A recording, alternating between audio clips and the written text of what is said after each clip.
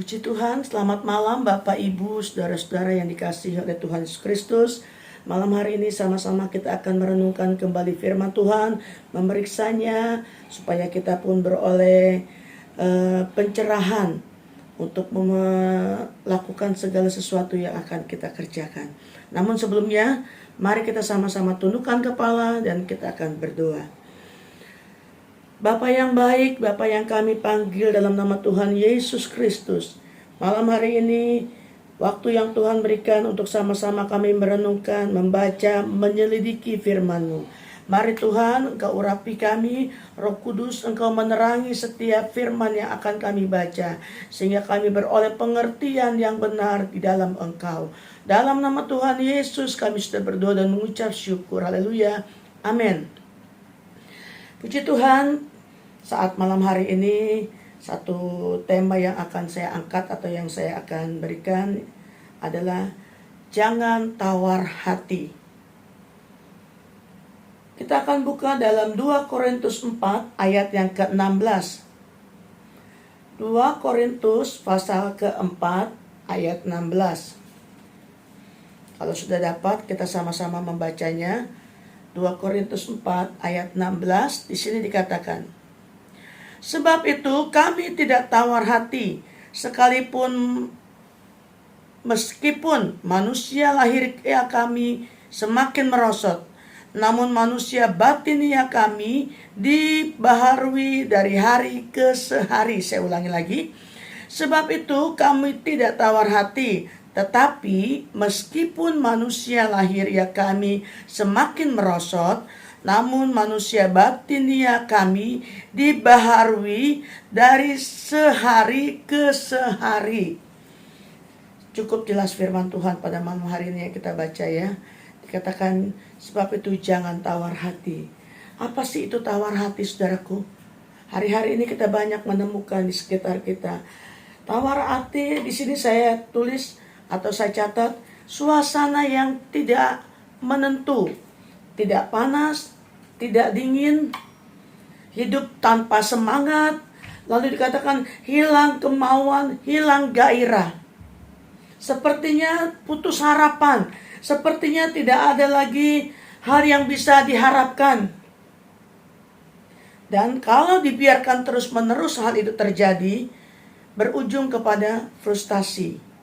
Nah, firman Tuhan mengingatkan malam hari ini, dikatakan sebab itu kami tidak tawar hati, meskipun manusia lahiriah kami semakin merosot.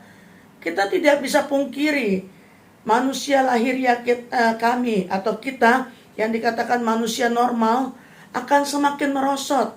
Semakin hari, semakin merosot. Kenapa? Karena usia yang semakin bertambah. Kita menemukan banyak hal, saudaraku. Kenapa kita bisa tawar hati? Kenapa kita bisa menjadi tidak bersemangat? Karena apa? Seringkali apa yang kita harapkan tidak sesuai dengan yang kita mau. Seringkali cita-cita kita itu tidak tercapai. Bahkan dikatakan kondisi sekarang yang semakin berat hari-hari ini membuat kita kehilangan semangat, kehilangan gairah. Kira-kira bisa nggak ya Tuhan?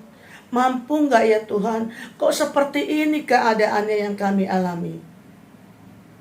Saudara-saudaraku, jauh sebelum hal ini kita alami, firman Tuhan sudah menuliskan hal ini. Dikatakan, meskipun manusia lahiriah kami semakin merosot. Merosot, saudara. Kalau kita banyak pikiran, kalau kita banyak memendam segala sesuatu, akan berimbas kepada kesehatan. Dan kalau kesehatan kita sudah mulai terganggu, maka segala sesuatunya itu akan menjadi kacau. Kita tidak bisa lagi sepertinya punya semangat lagi, punya harapan lagi. Nah, firman Tuhan katakan di sini bahwa manusia batiniah kita akan dibaharui dari sehari ke sehari. Salah satu contoh yang saya ambil adalah hidup dari Asaf. Saudaraku, kita akan buka ya dalam Mazmur pasal yang ke-73 ayat yang ke-13. Mazmur 73 ayat 13 katakan, sia-sia sama sekali aku mempertahankan hati yang bersih dan membasuh tanganku tanda tak bersalah. Ini contoh kehidupan Asaf. Dengan kata lain, dia berusaha sepertinya untuk hidup benar, hidup suci, hidup kudus. Tetapi mata jasmaninya ini mengatakan, kok orang yang lebih banyak melakukan hal-hal yang tidak benar, hidupnya jauh lebih enak. Orang-orang yang tidak jujur, tidak kudus, tidak tulus, yang bersih atau yang tidak bersih dikatakan hidupnya lebih senang. Kenapa kita yang sudah berusaha mempertahankan hati yang bersih, membasuh tangan tak bersalah, dengan kata lain kita menjauhi segala kejahatan, menjauhi segala sesuatu yang tidak berkenan kepada Tuhan. Toh hidup kita jauh di bawah mereka secara lahiriah. Katakan saudaraku, hal seperti inilah yang kita tidak bisa pungkiri. Seorang Asaf aja harus seperti itu mengatakan. Makanya dia berani katakan, sia-sia sama sekali aku mempertahankan hati yang bersih dan membasuh tanganku tanda tak bersalah. Lebih baik jadi orang jahat aja, itu ya artinya. Lebih baik melakukan yang tidak benar aja. Toh hidup mereka jauh secara jasmani lebih baik. Mereka tidak kekurangan, mereka tidak kesulitan, kesusahan apalagi. Apalagi hari-hari ini kita diperhadapkan dengan masalah finansial yang cukup berat. Namun firman Tuhan sudah mengingatkan kita, jangan tawar hati. Ya, tadi dalam Korintus dikatakan, sebab itu kami tidak tawar hati. Dan itulah yang Tuhan mau, supaya kita jangan tawar hati. Sekalipun kondisi yang kita hadapkan sekarang ini sulit untuk kita hindari. Mata kita lebih memandang kepada apa yang ada di hadapan kita. Dan kita lupa bahwa ada iman yang Tuhan taruh. Ada iman yang Tuhan berikan kepada kita semua.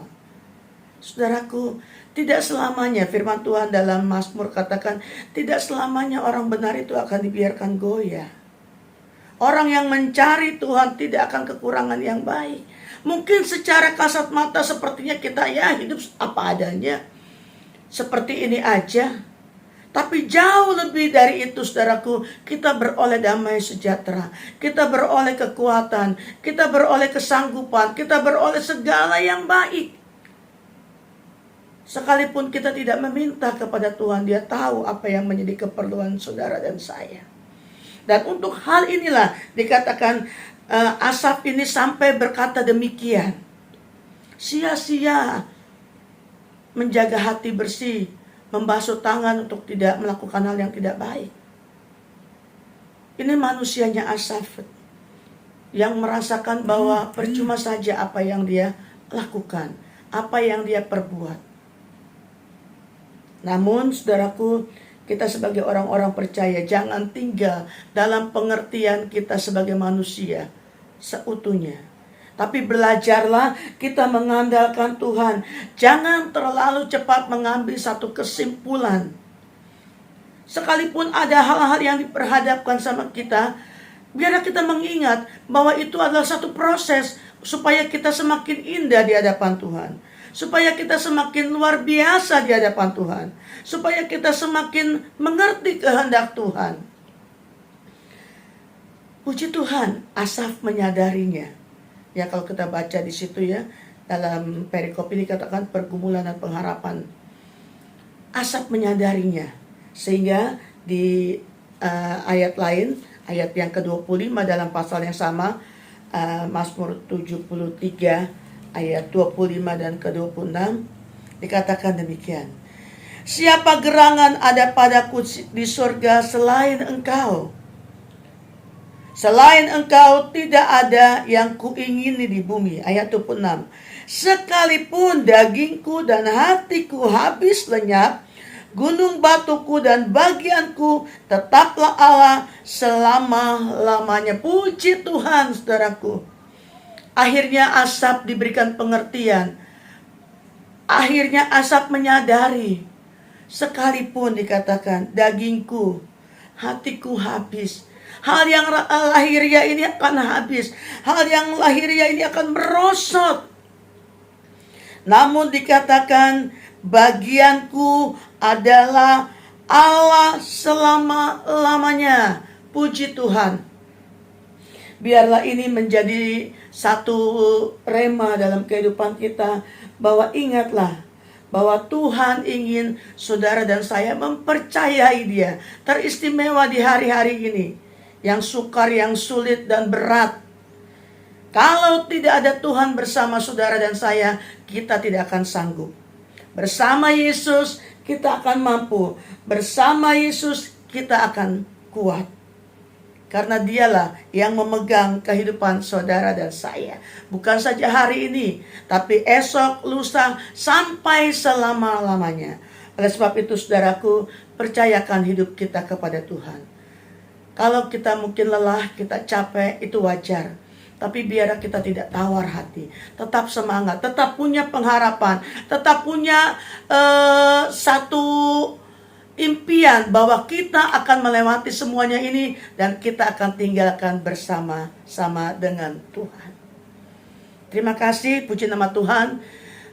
Tetap semangat jemaat Tuhan, kita akan tundukkan kepala dan kita akan berdoa. Puji nama Tuhan, saudaraku. Biarlah kita boleh selalu mengandalkan Tuhan dalam segala perkara. Mari sama-sama kita tundukkan kepala, kita berdoa. Bapa yang baik, Bapa yang kami panggil dalam nama Tuhan Yesus Kristus, kami bersyukur kepada Engkau. Pengertian yang baru Tuhan taruh dalam kehidupan kami, supaya kami terus dan terus mengandalkan Engkau. Terus dan terus Tuhan mendekatkan diri kami hanya kepada Engkau yang menjadi sumber hidup kami, baik yang kelihatan maupun yang akan datang Tuhan. Dan biarlah kami tetap bertahan di tengah-tengah situasi yang ada sekarang ini. Tetap mengandalkan Engkau, tetap mengutamakan Engkau, karena Engkaulah sumber kehidupan kami. Berkati kami semua malam hari ini Tuhan. Ini doa kami alaskan dalam nama Tuhan Yesus. Haleluya. Amin.